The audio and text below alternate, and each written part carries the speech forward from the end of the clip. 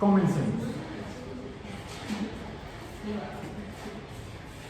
Comencemos el día de hoy.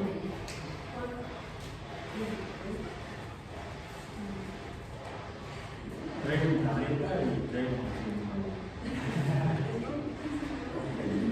bueno, entonces estamos hoy a 28 de febrero de 2025 en Biomatemáticas 2 romano.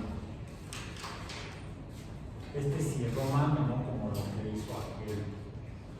Vamos a verlo.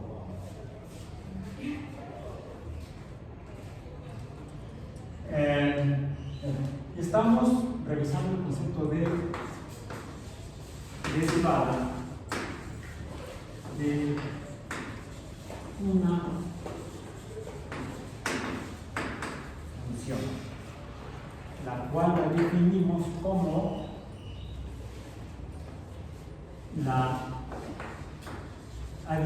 función tiene que ser no lineal.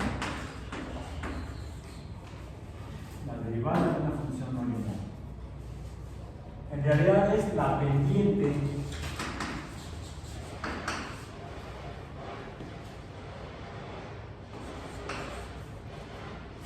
vamos a hacer un símbolo de lo que es cómo representamos una función lineal. F de x, de otra forma que le representamos con letras es, por ejemplo, con la letra y. Decimos que y es una función de x, o y es la función de x. Y depende de x. Entonces, una función, entonces la derivada de una función no lineal f de x, dos puntos, es la pendiente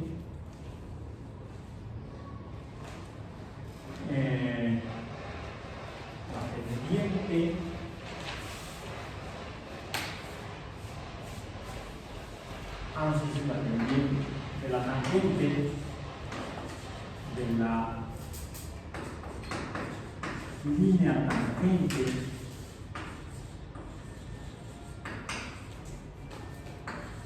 en un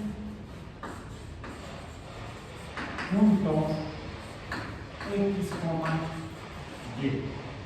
Punto. Ahí está en español, y medio matemático. Estamos usando matemáticos. F paréntesis, x paréntesis, doble barra, que es como se llamaba esto, y aquí estamos usando paréntesis, x, y paréntesis. Alguien que no haya estado en una escuela y estudiado al menos álgebra, podría ni siquiera entender esto. Un niño de primaria, en la primaria no se estudia álgebra, pues si le ponemos esto, no va a saber qué significa. Si se lo ponemos a alguien que haya estado en la secundaria, pues sí, ahí ya es donde se parece con álgebra y funciones. Bueno, no siguen en la preparatoria, es ahí donde parece que ese libro gordo de Newton lo hizo para estudiar en la preparatoria y luego otra vez en la universidad. No, lo hizo para tratar de entender cómo se mueven los planetas. ¿Para eso? Porque, y espero que podamos revisarlo al final de hoy. Bueno, la derivada de una función no lineal f de x igual a y se define como la pendiente de la línea tangente en un punto x, y. Y se representa, decíamos, como la derivada de la línea tangente en un punto x, y, doble barra, es igual, se define como, o lo podemos representar como x, en español sería apóstrofe, matemático es prima, f' de x. Es una forma en la que representamos la derivada de una función. Ahora, también podemos decir que la derivada de una función también la podemos representar como si y es la función y f' de x, que sería esto mismo con el apóstrofe aquí arriba, es la derivada de la función, pues podríamos decir que la y con el apóstrofe o y' es la derivada de una función no lineal y es igual a y'. Y estuvimos mencionando también ya que otra forma en la que la podemos representar es usando la letra D junto a la y la derivada de y, pero debemos indicar que esta derivada de y finalmente es una función que depende de x, y lo ponemos aquí abajo como entre o baja la línea de x. Hasta aquí habíamos visto estas tres formas de representar lo que en español escribíamos como la pendiente de la línea tangente en un punto xy de la función f de x. Es más, voy a poner, podríamos decir aquí D en un punto xy de la función f de x. Bien, entonces, perdón por fastidiarles el apunte. Yo puedo borrar muy fácilmente el pizarrón y mi cuaderno no es tan fácil, sobre todo escriben con tinta. Pero ofrezco una disculpa por arruinarles el apunte de hoy. Ok, entonces.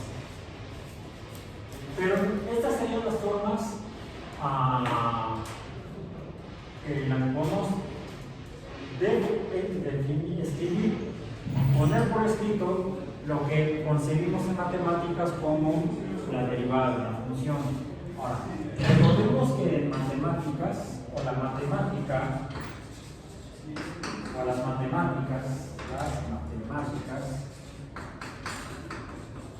yo voy a poner aquí no como una línea porque no es consecuencia de esto, sino que sería otro punto aparte. Las matemáticas son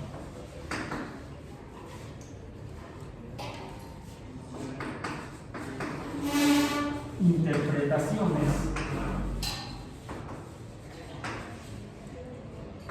de la naturaleza. Y a esto le llamamos, acá están los puntos o las dos manchas, son por lo tanto a lo que llamamos modelos.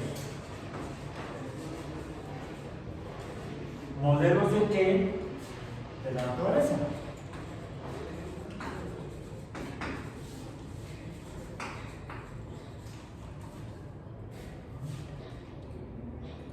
Son interpretaciones o modelos de la naturaleza. Pero tiene una peculiaridad que lo distingue de muchos otros modelos que hacemos de la naturaleza. Los humanos, y no sé si los humanos Neandertal y después los Cromañón, aparentemente hemos hecho representaciones de la naturaleza desde hace miles de años. O al menos así lo interpretamos algunas personas, por ejemplo, a esas pinturas que se han encontrado en cuevas, en paredes de roca, en diferentes lugares del planeta. No solamente las más famosas, que son una en Francia, Lascaux, otra en España, Altamira en España, las cuevas de Altamira se encontraron pinturas de animales. También se han encontrado, por ejemplo, en México, en algunos lugares de México, así lo que están haciendo el ruido allá en la obra de la biblioteca. Yo pensé que era el secador de manos del baño, pero era como cuando sale el aire del secador de manos.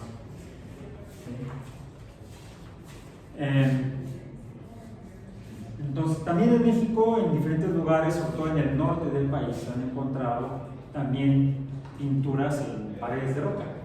En Baja California, en diferentes lugares de la República Mexicana. Podríamos asumir que son representaciones aquí son interpretaciones. Son representaciones que podrían ser también interpretaciones porque los animales que están pintados en las paredes de las cuevas no son así como una fotografía. Incluso algunos se ven como medio deformados. Así se interpretaron las personas que así los pintaron o no sabían dibujar. O sea, esta también es una interpretación de mi parte. Finalmente son modelos de la naturaleza, pero a diferencia de esos modelos, los modelos matemáticos son interpretaciones de la naturaleza o modelos de la naturaleza que describen cómo es la naturaleza que se ve, que se percibe, incluso que se escucha, que se olfatea, que de alguna manera interactuamos con la naturaleza. Bueno, al menos hay 6 sentidos naturales con los cuales interactuamos con la naturaleza. El más comúnmente identificado por la gente es la vista, sobre todo cuando nos falla. Otro es el oído. Ya escuchamos, sí. Interactúa con la naturaleza a través del sentido del oído. Quizá otro que también es muy cotidiano y no tan consciente, pero sí cotidiano solamente es el tacto. ¿Por qué me empujas? Sería el tacto. Pero hay otro, sobre todo cuando pasa uno aquí cerca de los baños, es el olfato. Puede ser el oído si es la secadora de manos, pero a veces no es la secadora de manos y alguien sabe que hay alguien ahí que puede tener cierta situación clínica, ¿no? Por ejemplo, digestiva, tal vez. El olfato. ¿Cuántos van? Vista, oído, tacto, olfato. ¿Son todos? Bueno, lo que pasa como otra vez no he comido. Estaba en clase y luego el sismo y luego no sé qué más. Entonces, el caso es que no he podido ir ni siquiera por los chuchulucos o la torta o un matambre, dicen por ahí. El gusto. Ese problema lo estudié en biología. Empieza a cuestionar muchas cosas. ¿Se han dado cuenta que cuando están agripados, la comida les sabe a cartón? ¿Tú sí? Ustedes nunca estás agripados. No, bueno, pero se pierde un tanto el sabor de la comida, no sabe igual. Si no sabe igual, no sabe igual. Bueno, a mí me sabe a cartón. O sea, depende de qué tan fuerte esté la afectación de las vías respiratorias superiores. Porque aparentemente, desde un punto de vista fisiológico, anatómico y bioquímico, escúchese lo sofisticado del concepto. Ya va a ser domingo, será una palabra dominguera. Están muy relacionados. Incluso ya no bioquímicamente, pero sí anatómico-fisiológicamente, el gusto y el olfato estarían relacionados porque no olemos igual porque está perturbado el sistema respiratorio aéreo, el olfato y el gusto también, aparentemente están muy relacionados, pero también de repente no escuchamos bien, y no es porque tengas puesto los audífonos, sino porque no oyes bien, porque además de que estás con la nariz tapada, constipado decimos, también como están anatómicamente conectados la cavidad bucal con el oído interno a través de las trompas de Eustaquio, no era un elefante, las trompas de Eustaquio, ahí se llama un conducto, un ducto, a través del cual hay una conexión entre el oído interno y la cavidad bucal y respiratoria de la cabeza. Entonces, a veces también se tapa con los fluidos producto de la infección en las vías respiratorias. Sí, no digo la palabra porque las palabras para que nos escuchen en YouTube. Y nosotros somos biólogos y estamos acostumbrados a decir cochinadas y no nos afecta. Luego, por eso, cuando estábamos en la carrera, llegábamos, nos reuníamos el fin de semana, íbamos los compañeros, amigos de la universidad y algunos llevaban a la novia. Y de repente empezamos a platicar y de repente la novia ponía cara de. Terminaba ahí, no sé. Y luego nos reclamaban, pues que me terminó mi novia, ¿por qué? Entonces que no aguantó la plática. Es porque la novia estudiaba arquitectura o derecho y no estaba acostumbrada a un diálogo con puras cochinadas. No, son fenómenos biológicos. Ok, bueno, entonces, a diferencia de la interpretación que puedas haber hecho los pintores de aquellas pinturas en cuevas o paredes rocosas hace miles de años, e incluso los antropólogos y los arqueólogos los interpretan como arte rupestre, como los señores, no, es una descripción del ecosistema en el que vivían. Entonces no sería artístico, sería científico o protocientífico, digamos. O un contador que decía, no, te fijas que dibujaban tantas caballos, estaban haciendo una fiscalización de las caballos que tenían ya en la crianza, ¿no? Podrían ser tablas contables. Hay diferentes interpretaciones que se pueden hacer dependiendo del marco conceptual con base en el cual la gente piensa e interpreta a la naturaleza. Pero hasta ahí son solamente descripciones. ¿Cómo es? Los modelos matemáticos en gran medida sirven para describir fenómenos naturales.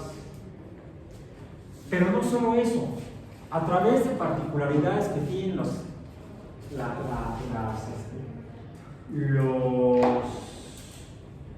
modelos matemáticos, permiten también hacer, otra vez estoy escribiendo lo mismo, esto se llama lapsus tontos, y escriben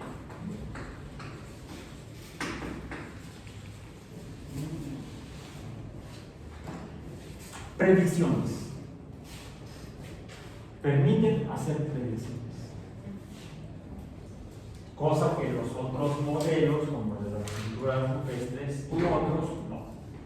Así fueran representaciones ecológicas o contables del entorno de las personas que son esas pinturas.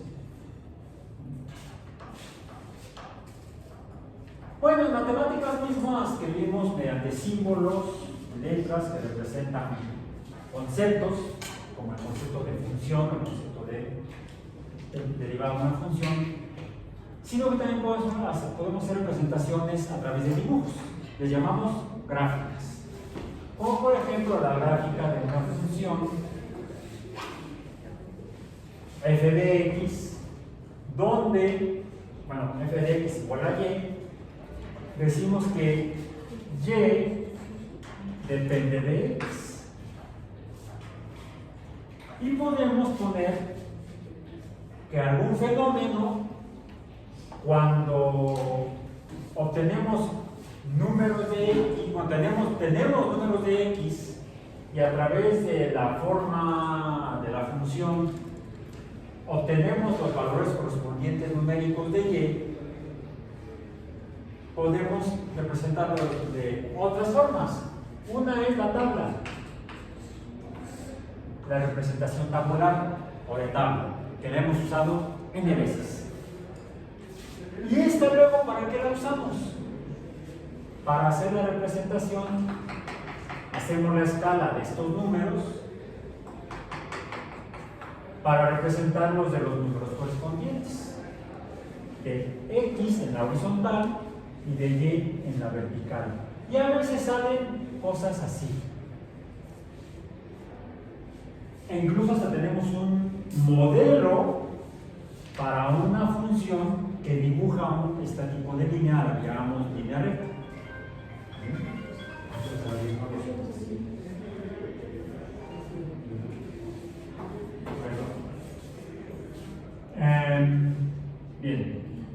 Entonces, ¿cuál es la representación? Esta sería la representación gráfica de una función f de x. ¿Cuál es la representación por letras y tal vez números de esa misma función? Ya se la saben desde la secundaria. ¿Cuál es? Que es igual a, si es una línea recta, ¿cuál es su forma de escribirla? No me digan que también tiene ni como sería como yo pues como la clase es en la tarde, nos echaban al menos un entendí. ¿Cuál es entonces? ¿Qué sigue después del signo de igualdad? ¿Es la doble barra? La M, luego la X más B, y hasta decimos que, bueno, B puede ser positiva o negativa. En este caso, ¿cómo es? Positiva porque está aquí arriba. Esta es B. Bueno, entonces la X está en las horizontales, la Y está en las verticales, la B está en este punto donde se cruza la línea de la función f de x, es lo mismo. Esta sería, la línea es f de x. ¿Y dónde está la m? Bueno, no, quedó así, en la inclinación. Por cierto, decimos que esta m también es positiva. Los valores de x pues, van cambiando, que en este caso pueden ser positivos a la derecha del cruce de x y a la izquierda sean negativos. Vemos, aquí habría x negativas y y positivas. Si seguimos por acá y esta línea sigue acá, pues aquí tendríamos x negativas y y negativas. Okay. Hasta ahí es algo que es del curso pasado, funciones matemáticas. Pero estamos en este curso entre matemáticas 2 y entre matemáticas 1, revisando lo que es el concepto de la derivada de una función. O sea, aquí no funciona. Aquí no habría inicialmente una derivada. Porque si nos referimos a una pendiente, pues hay una pendiente que es la m. Esta m es la pendiente. Pero a diferencia de esta función y igual a mx más menos b, donde m es una pendiente que no cambia, es constante, incluso la definimos o la calculamos así: y2 menos y1 entre x2 menos x1. ¿Qué sucede o qué necesitamos o en qué casos sí aparece la derivada en funciones matemáticas? Cuando se trata de funciones no lineales. ¿Cómo? Y vamos a poner aquí como un ejemplo para pasar luego ya a lo que sigue. Tendríamos otra vez x, tendríamos y diríamos que si tenemos una función, bueno, aquí tendríamos menos x, aquí tendríamos menos y la función, porque es la más fácil para citar, es aquella que ya hasta la soñamos, ya ves, son pesadillas. Esta tenemos que es y igual a x cuadrado, donde por supuesto vemos que al no haber una línea recta no hay una m, no hay una pendiente m, pero sí podemos trazar diferentes líneas tangentes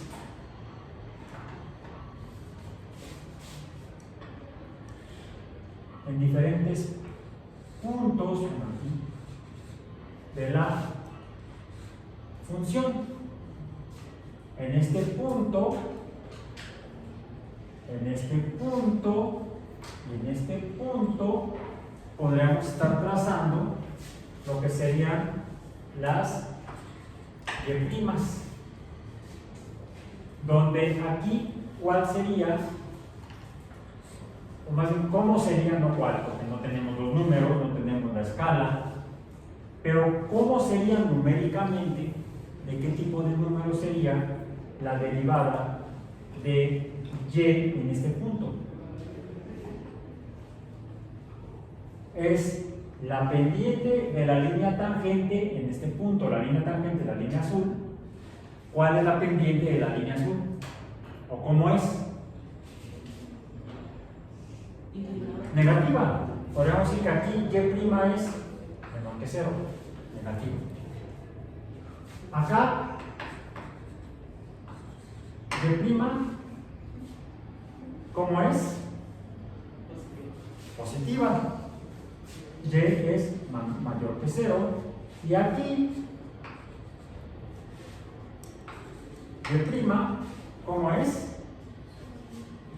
Igual a 0. Bien. Bueno.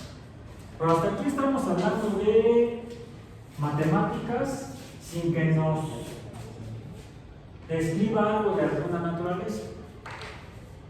Ya en una sesión anterior, de aquí ya voy a empezar a hablar la regla.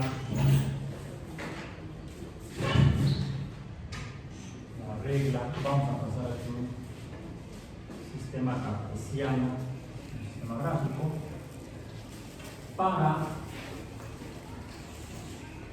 que sea aquí nada más y aquí, sí, pero más o menos, ahí está. Y no importa mucho. Vamos a representar gráficamente un fenómeno real. Podría ser o no un fenómeno natural, pero sí un fenómeno real. Hablamos de los atletas en las carreras de velocidad, ¿no? Que son diferentes a las carreras como por ejemplo el maratón o las carreras de larga distancia. ¿Se han fijado cómo empiezan? Están todos parados en la línea de meta. Algunos están nada más parados así de esta manera. Y cuando dan la salida, empiezan, si se parten de 0, están en reposo, velocidad 0 metros entre segundo, disparo y empiezan a correr más o menos igual. ¿Sí? Y en diferentes momentos, a diferentes ya distancias desde la meta de salida o a la distancia de la meta de llegada, pues quizá cambien su ritmo de paso y por lo tanto su velocidad. Por eso es que las carreras de larga distancia no nos sirven mucho para usarlas como un ejemplo de la derivada de una función, no así las de velocidad, sobre todo las que son de 400 metros o menos. Cuando graficamos como variable independiente el tiempo contra la distancia en la pista, pues todas parten de 0 metros y llegan hasta los 100 metros. ¿Bien? Y el tiempo se mide en segundos, desde 0 segundos hasta lo que tarde cada corredor. Y cuando tenemos la oportunidad, a veces encontramos hasta videos en YouTube donde se marca esto. Tenemos la oportunidad de medir el tiempo y medir la distancia que va recorriendo cada segundo. Bueno, aquí me pasa 1, 2, 3, 4, 5, 6, 7, 8, 9, 10. Por cierto, revisé el récord de los 100 metros, no, la marca que hizo el ganador de los 100 metros en Atenas en 1000, además me equivoqué, 1896 fueron los primeros Juegos Olímpicos, estaba diciendo que eran en el 98, no, fueron en 1896 en Atenas. Los segundos Juegos Olímpicos fueron en 1900 en París. En la carrera de los 100 metros, lo que no me acuerdo es el nombre del corredor, hizo 12 segundos, no 13, 12, o sea, un segundo menos, 12 segundos. Y la curva se vería, aquí vamos a 10, 11, 12, acá llegó a los 100 metros, ahí está. pero la velocidad que corrió a lo que sería una línea recta o pendiente constante, o decimos que x entre t, formalmente en física, cuando x es posición y medimos la distancia, esto es rapidez, R minúscula, rapidez.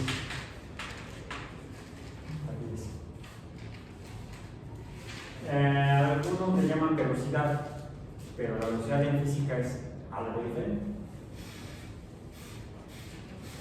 Bueno, la rapidez, que sería el cociente o la distancia recorrida en cada segundo, no fue constante, no fue que corrió 1.2 metros en el primer segundo, 2.4 metros en el segundo, bueno, alcanzó 2.4 metros en el segundo, sí, habría avanzado 1.2 metros, luego otro 0.2 metros, luego otro 0.2 metros, al tercer segundo ya habría recorrido 3.6 metros. No, en realidad, cuando se corren los 100 metros, uno empieza muy despacio y luego la velocidad casi no cambia. La pendiente, podemos trazar aquí, sí, la pendiente, voy a usar la regla para trazarlo como me salió ya toda la vez. Entonces, aquí, ¿cómo es la pendiente? Dado que es la gráfica de x entre t, no me da una línea recta, me da algo, vamos a decir, como el lado derecho de la parábola, en el sentido de que es una función no lineal, aunque no es parabólico, es diferente, tiende a ser como el hiperbólico. Aquí la pendiente, entonces, podremos definirla en un punto, y la tangente sería aquí más o menos esta. Ahí está. Y aquí, en este punto, cuando va, aquí sería 2.5 segundos, aquí sería a los 6 segundos, la pendiente sería esta. Es decir, esto, lo que estoy dibujando son líneas tangentes a la curva de la función no lineal. Por lo tanto, no son pendientes como en una función lineal. No son pendientes, aunque pueda yo hablar de la pendiente de la tangente, porque lo que me importa no es la línea tangente, sino la curva, la línea de la función no lineal, la línea curva de la función lineal. Me interesa aquí el cociente x entre t. X entre t, en otras palabras, la rapidez. Pero la rapidez en un punto, la rapidez en este punto, vamos a decir aquí, eso, aquí es, diríamos, la rapidez instantánea, porque es en un punto, en un instante. ¿Y cuánto es un instante en tiempo? Bueno, debemos considerar entonces la distancia que he recorrido, x1, digamos, y aquí sería x0, porque partió del reposo. ¿Qué tendríamos aquí? Una diferencia en x, una delta x, x2 menos x, bueno, x1 menos x0. ¿Y qué tendríamos hasta acá? Sería T0, T1, tendríamos entonces una delta T, que sería T1 menos T0. X1 menos X0 entre T1 menos T0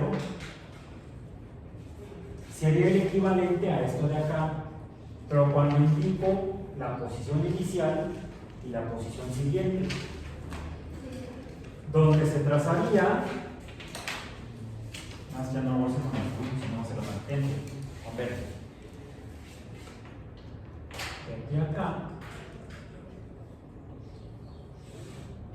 esta línea verde.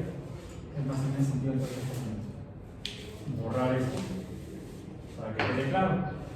Estamos hablando de x1 verde menos x0 entre t1 menos t0 verdes. ¿Y esto qué es? Delta x entre delta t. Esto no es lo mismo que esto. En física, aquí se llama rapidez, aquí se llama velocidad. Esto es velocidad. Pero esta velocidad está B entre estos dos puntos, el punto 0 y el punto 1, no es la velocidad que lleva aquí el corredor, no. Porque esta línea que es una línea recta, y entonces sería esto de acá, sería una pendiente. Bueno, finalmente la gráfica me está marcando una x entre t y por lo tanto es una rapidez, o si lo considero como delta x entre delta t, la velocidad, pero solamente medida entre estos dos puntos, y por eso también llamamos velocidad media. Ya lo habíamos mencionado antes, ¿sí? Velocidad media. Ahora, si yo me interesa este punto, el punto x1, no es al revés, es la costumbre de matemáticas x, y. Pero aquí, ¿cuál es x? Más bien, ¿quién es x? T, el tiempo. Entonces sería T1 menos T0. Y esto está dividiendo a qué? A la y. Sería entonces x1 menos x0. Pero esto es cuando, lo voy a poner así, T1 menos T0 tiende, lo voy a hacer más grande, a 0. O sea, me estoy recorriendo de aquí para acá. La diferencia o este espacio de tiempo no me interesa todo el tiempo de los 6 segundos, porque me interesa no la velocidad entre estos dos puntos, que es la velocidad media, sino la velocidad en este punto, que sería la velocidad instantánea. Ahora, como esta diferencia se tiende a, para que la diferencia se reduzca a lo menos, el valor de T0 tendría que ser igual al valor de T1 para que entonces tenga 0. Esto se parece a la definición que dimos a la definición matemática de la derivada, que la f' de x es el límite de f de x más h menos f de x entre h cuando h tiende a 0. Y h entonces en este cociente, ¿a qué equivale? A este cociente. Bueno, diríamos entonces acá, lo que tenemos no es x en f de x más h, sino que sería para, en el fenómeno de la carrera, sería f', ¿cuál es nuestra variable independiente? El tiempo, sería f de t. Sería igual a qué? Al límite de f de t más h menos f de t entre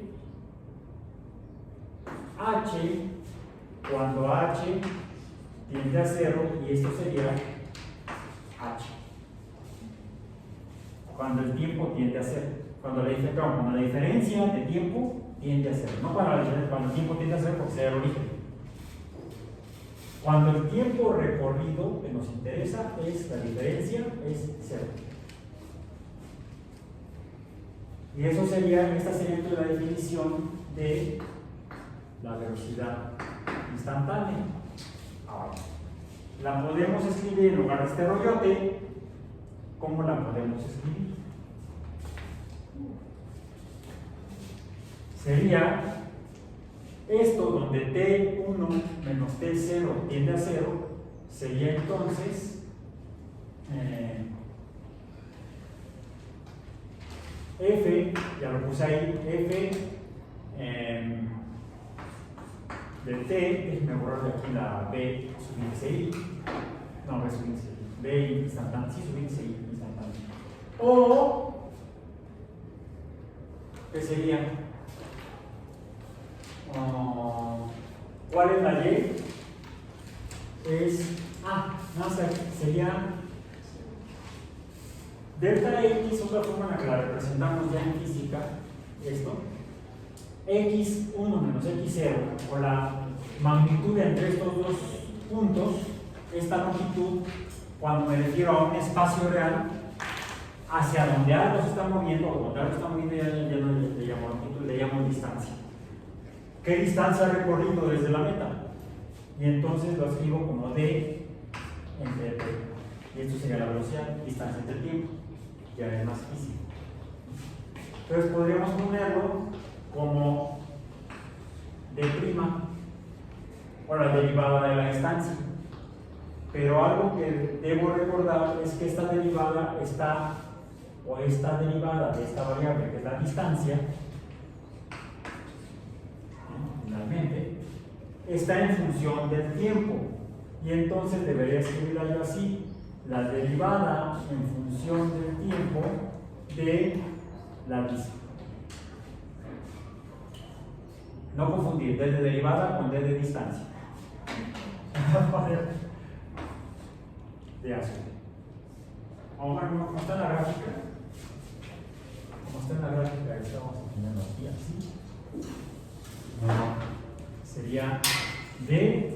Sería d la derivada en función del tiempo de la distancia anaranjada. De la línea anaranjada. O, para hacernos más bolas, otra forma en que se puede escribir esto, tendríamos que poner aquí la d entre paréntesis. Estoy haciendo con el verde, no con el azul. Otra sería, esto es igual a d de d entre dt. Son entonces 4 formas en las que puedo escribir, no dibujar, la derivada de una función como f' de la variable independiente, como la variable dependiente prima, como d en d de la variable independiente de la variable prima, la variable dependiente, perdón, o d de la variable dependiente en d de la variable independiente. Lo voy a poner acá. Otra forma de ponerlo es, y aquí está en verde, así no me equivoqué, sería d en dx de y. En cualquiera de estas 4 formas, van a encontrar en los libros cómo se está representando con letras la derivada de una función. Todo esto, ¿para qué nos puede servir? No somos entrenadores de atletismo, no estamos en la ESEF, en la Escuela Superior de Educación Física, que está ahí junto al Palacio de los Rebotes, partido del Palacio de los Deportes. Así le dijimos cuando empezábamos sala para conciertos. Pues no es una sala de conciertos, el Palacio de Bellas Artes, la sala de Nezahualcóyotl, son las 2 mejores salas para conciertos que hay en la Ciudad de México. No sé en otras ciudades del país, porque otra sala que se usan para conciertos no es tan buena, tienen muchos rebotes, aunque menos que en el Palacio de los Deportes, que es el Auditorio Nacional. Si ustedes quieren escuchar bien música, bien escuchar la música, tienen que escuchar. Lo idóneo es una sala para conciertos. En la Ciudad de México, que yo sepa, se ha construido una sala desde que se hizo los planos y los cálculos para hacer música allá adentro. La sala del Nezahualcóyotl de la UNAM, que está en el circuito cultural. El problema del Palacio de Bellas Artes es que tiene 100 años y se hizo con el conocimiento de la acústica de aquellos años. Se ha ido mejorando con el tiempo, pero no es tan bueno. Se escuchan algunos rebotes. La sala en Nezahualcóyotl, ¿alguien ha podido ver la sala en Nezahualcóyotl? Bueno, una de estas, vean qué van a presentar ahí. De repente presentan música, es que no es música clásica. No, es que no. La música de muchas películas, la música de Williams, el compositor de la música de Tiburón, de la Guerra de las Galaxias, del Parque Jurásico, etcétera, etcétera, etcétera, etcétera. Casi era como el compositor de cabecera de Steven Spielberg. Es música clásica. Es música orquestal, compuesta como música clásica moderna, vamos a decir, del siglo XX y siglo XXI, porque todavía, creo que se acaba de retirar hace poco, o no sé si sigue en activo. Otro es Zimmer, el compositor de qué, la música de qué películas. No. Trabaja mucho con Nolan. Oppenheimer, la del hoyo negro, ¿cómo se llama? Interestelar. Interestelar es toda una pieza de música clásica, y la gente que la gente que dice que no le gusta la música clásica, pero le gustan las películas de Nolan, se emocionan con la música y no saben que está escuchando música clásica, pero contemporánea, nueva, ¿no? No estoy hablando de Bach, de Beethoven, de Liszt, de Dvorak, no. Estoy hablando de música de finales del siglo XX, principios del siglo XXI, no de hace 100 años. Si queremos escuchar bien esa música, la música para muchas películas, lo idóneo es ir a un concierto en una sala de conciertos, profesor. Y de repente la UNAM presenta en conciertos música de películas. Si no les gusta la música clásica vieja, yo respeto todos los gustos, hasta el reggaetón. No, ese no lo respeto. Personalmente no me gusta. Pero bueno, respeto los gustos de los demás, tampoco les voy a imponer mis gustos. Pero si quieren escuchar, ya sea música clásica tradicional o música clásica contemporánea, como la de muchas películas, vean cuando las programan, por ejemplo, la Filarmónica de la UNAM. Porque normalmente se presentan en la sala nacional de Nezahualcóyotl y es otra onda, es muy diferente a escucharla en una sala de cine, por muy buena que sea la sala de cine. Incluso suelen hacer a veces conciertos de música de películas donde están ejecutando la música de la película mientras se está proyectando la película completa, sí algunas escenas. Entonces es toda una experiencia muy diferente a ver la película en el cine. Aún con los sonidos modernos, las pantallas hay, es otro boleto, es otro tipo de espectáculo diferente. Bueno, ok, eso es lo que salió, no importa.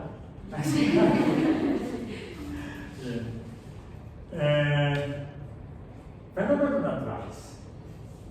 Fenómenos naturales.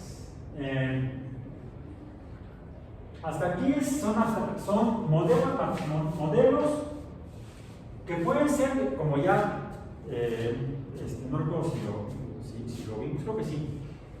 Cuando pensamos en modelos matemáticos a lo largo de la historia, pues podemos pensar en los modelos el modelo matemático de la síntesis matemática de Claudio Ptolomeo del sistema del mundo.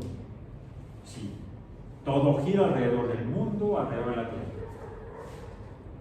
Fabuloso modelo matemático, pero fuera de la naturaleza. Eso no existe. Es irreal. Copérnico fue el primero en proponer un modelo matemático más cercano a la realidad. También se equivocó porque dijo que las órbitas de los planetas eran circulares. Pues no. Kepler, revisando con otros datos adicionales, él sí tenía otros datos, corrigió las órbitas circulares de Copérnico a órbitas elípticas. Y de ahí tenemos mejores representaciones de cómo se mueven los planetas alrededor del Sol. Algo que no pudo hacer Kepler fue poder, con su modelo matemático de elipses, calcular con precisión la ubicación de los planetas en diferentes posiciones. Incluso hasta cometas, muchos cometas tienen órbitas parabólicas. Los planetas tienen órbitas elípticas, algunos cometas tienen órbitas elípticas, pero otros cometas tienen órbitas parabólicas. Entonces, para poder calcular las velocidades instantáneas de cometas o de planetas, Newton desarrolló el cálculo en el punto instantáneo, donde nos acercamos a números cada vez más pequeños, cercanos a cero. Fracciones decimales, centesimales, si pasamos de la unidad a las décimas, a las centésimas, a las milésimas, a las 10 milésimas, a las 100 milésimas, a las millonésimas y así cada vez más pequeño. A eso le llamamos el cálculo infinitesimal, porque nos vamos reduciendo hasta no hasta el infinito, pero sí casi como si fuera a ser el infinito, pero acercándonos a cero, para tener el valor numérico en un punto que es infinitesimalmente pequeño, cercano a cero. Es por eso que en general a este tipo de cálculo, a que incluso ya otros matemáticos en tiempo de los griegos como Eudoxo hacían buscando números cada vez más pequeños, se le ha llamado el cálculo infinitesimal. La derivada es una forma de cálculo infinitesimal, porque tratamos de acercarnos a que está cuando h tiende a cero. Es para eso que Newton desarrolló su modelo de cálculo, su forma de calcular estos números tan pequeños, con intervalos tan pequeños. Leibniz no he leído cómo le hizo, qué fue lo que lo motivó. He sido más curioso de la vida de Newton que de la vida de Leibniz. Leibniz era muy aburrido. No hay muchos chismes de él. En cambio de Newton, si yo les contara, fíjate, yo lo llené de así. Nunca se casó. Digo, si él hablaba de esto, entiendo por qué nunca se casó. Luego, después de él, muy buenas matemáticas. Newton escribió sus principios matemáticos de la relación, donde explica cómo desarrolla él su cálculo infinitesimal para terminar describiendo la gravitación universal de planetas, estrellas, cometas y cuerpos astronómicos. Lo escribió en latín y luego, antes de ya avanzado en edad, unos años antes de morir, publicó la edición en inglés. Lo tradujo al inglés o lo escribió en inglés, ya era su lengua materna. Otros matemáticos lo que hicieron en otros países para difundir este conocimiento desarrollado por Newton o por Leibniz, tradujeron sus obras a otros idiomas. Tradujeron la obra de Newton al alemán, al español, al francés. Bueno, quien hizo la traducción al francés fue una matemática, no un matemático. Se me olvidó su nombre, no es en francés más. Me cuesta más trabajo recordar los nombres en francés. En fin, esto como contexto cultural. Pero finalmente, Newton lo desarrolló para poder él explicarse y explicar a sus colegas astrónomos cómo se mueven los astros. Inicialmente en el sistema solar, y él termina diciendo, y quizás en otras estrellas también hay cuerpos orbitando alrededor de esas estrellas.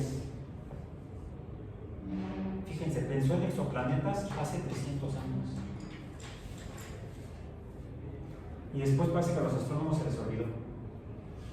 Y la exoplanetología se puso de moda hace 40 años más o menos. No tiene mucho.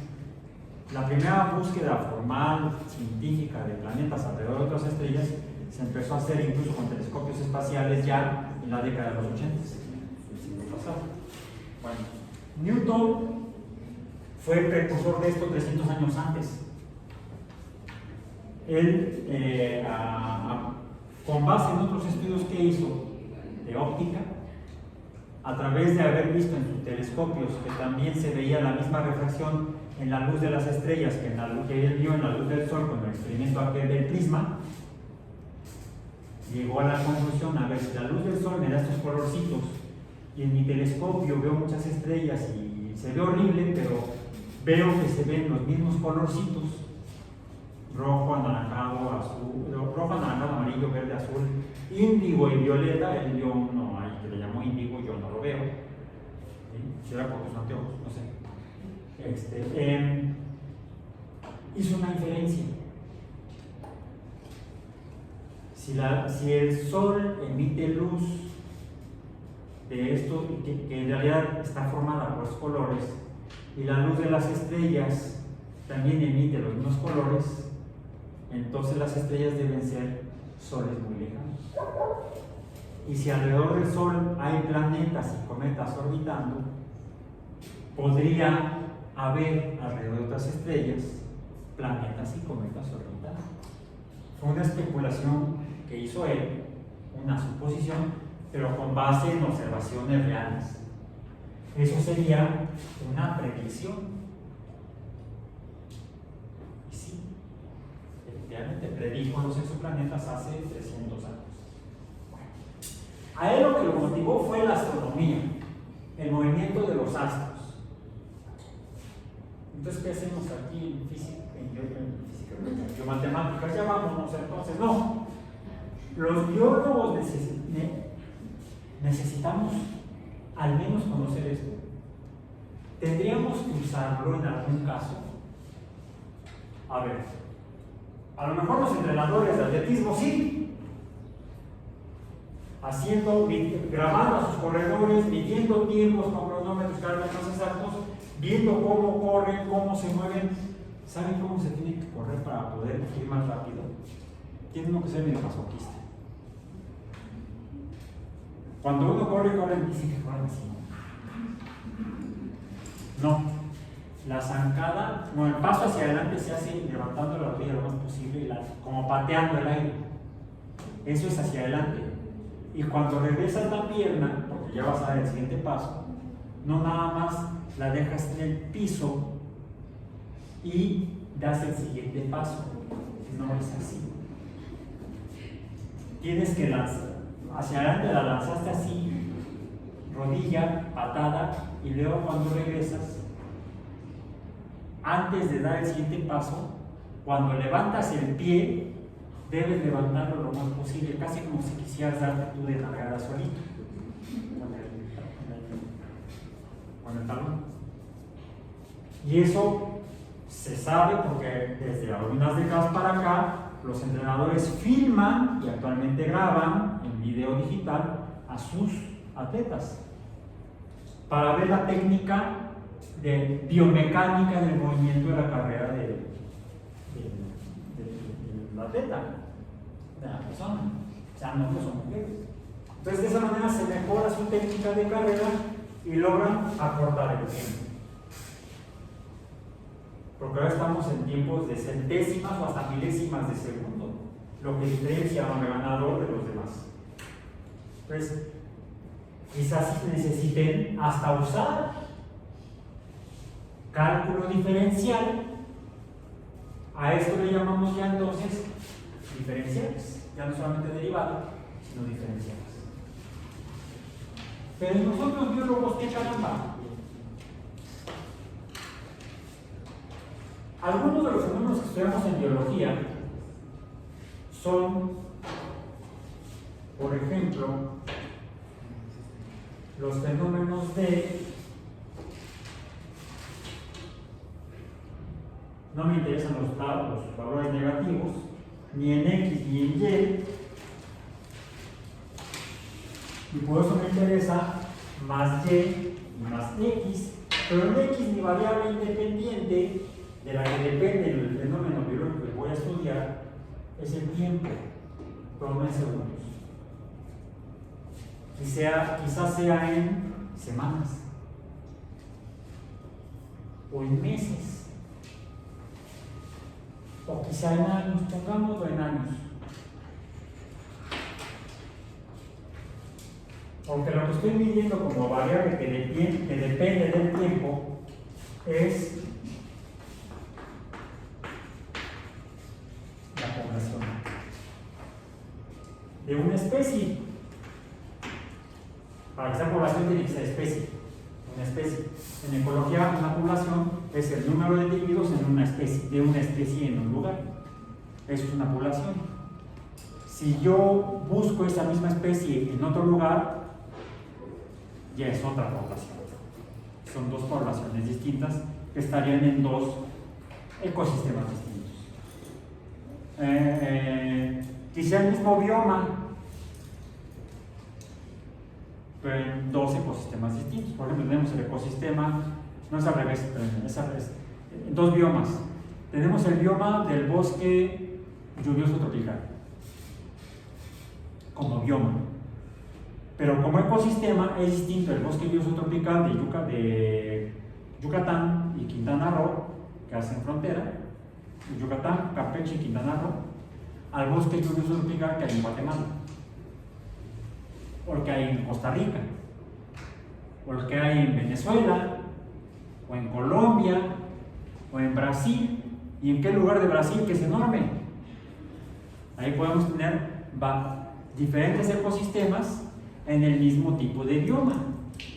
El bioma es el bosque lluvioso tropical. Así como no es igual el ecosistema del bosque templado en el sur de los Estados Unidos, en el norte de los Estados Unidos, al que encontramos en la Selva Negra de Alemania.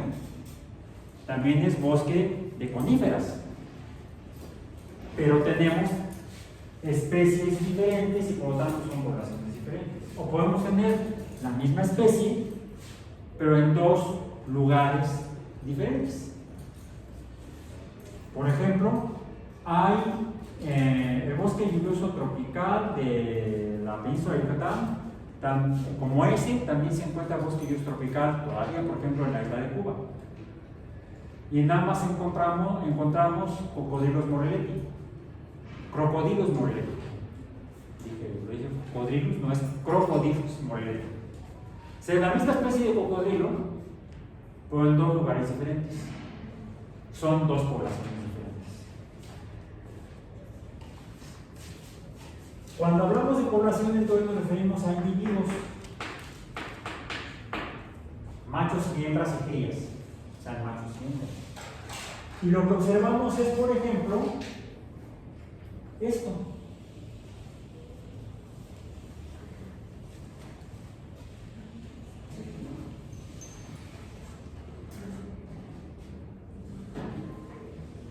Quedémonos hasta aquí. ¿Qué es lo que vemos? Diferentes pendientes en diferentes tiempos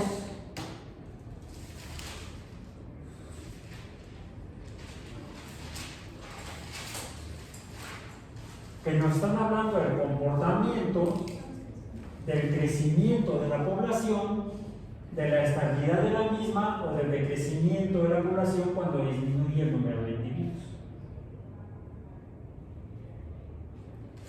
Esto sería en sí una curva de crecimiento o decrecimiento poblacional. Y a esto le llamaríamos,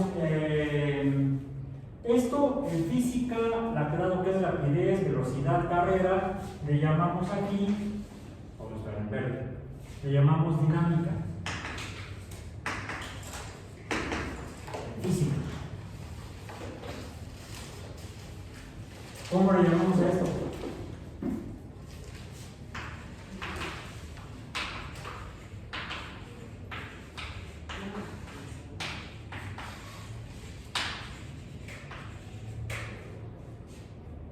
¿Cuál es la función?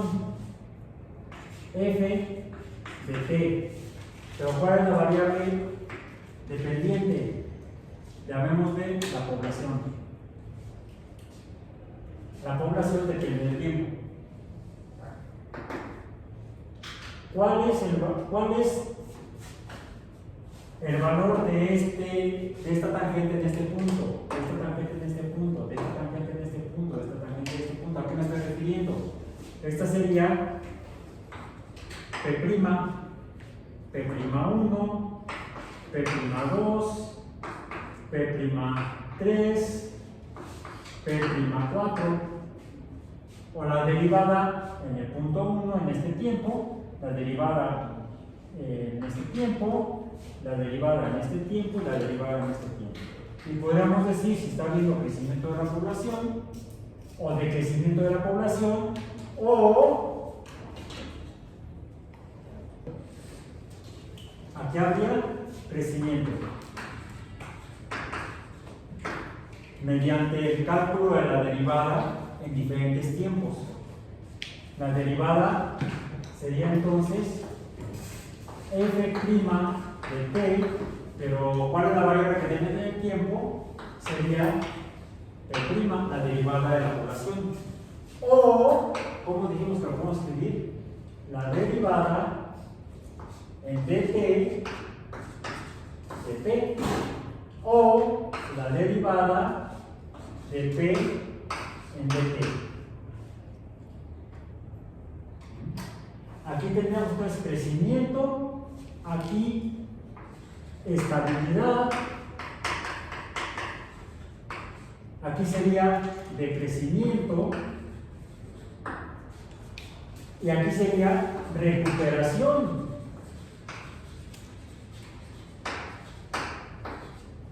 De la población. Pero, ¿qué ocurrió en el tiempo 4? En T4, ¿qué ocurrió? Tendríamos que ir a buscar más información del contexto de otros fenómenos naturales o artificiales que hayan provocado el decrecimiento en la población. Si encontráramos que esto decrece y no hay una nueva estabilización y luego una recuperación, podríamos suponer que esto se podría estar debiendo a actividades humanas. Pero si encontramos una recuperación, a lo mejor lo que ocurrió fue algún fenómeno natural como el paso de un huracán categoría 5 que ocurrió hace algunos años en el Atlántico, que pasó por encima de Cuba y luego de ahí se pasó a la península de la Florida y al Golfo de México, sin Golfo de México, y luego entró por Nueva Orleans, pues tiene afectación en el ecosistema, por ejemplo. O también se puede usar en el estudio no de la población en función del tiempo, sino el crecimiento de individuos. ¿Qué es lo que hacen los pediatras con los niños? Ellos utilizan curvas de crecimiento desde que nace el producto, conforme va creciendo, en diferentes tiempos van tomando talla de las criaturas, ¿sí? Van haciendo un seguimiento y van viendo cómo es el cambio de la pendiente o de la curva, de la función no lineal. Los niños no crecen en línea recta, ni los niños ni las niñas. Y las curvas son diferentes de hombres y de mujeres. Podríamos utilizar cálculo diferencial para poder obtener descripción de cómo está siendo el desarrollo en el crecimiento de criaturas. Y si vemos que se desvían de la ideal de la que reportan los laboratorios, entonces al médico le estaría dando información a la persona pediatra, la información sobre el estado de salud, quizá de nutrición o de algunas enfermedades quizá no tan visibles que pudieran estar alterando las funciones fisiológicas y metabólicas de las criaturas. De ahí la importancia de que se usen estos conceptos en fenómenos dinámicos. Y con eso terminamos por el día de hoy y esta semana, y nos vemos la próxima semana, hasta el jueves, porque el día 4 no hay actividades aquí en la UAM.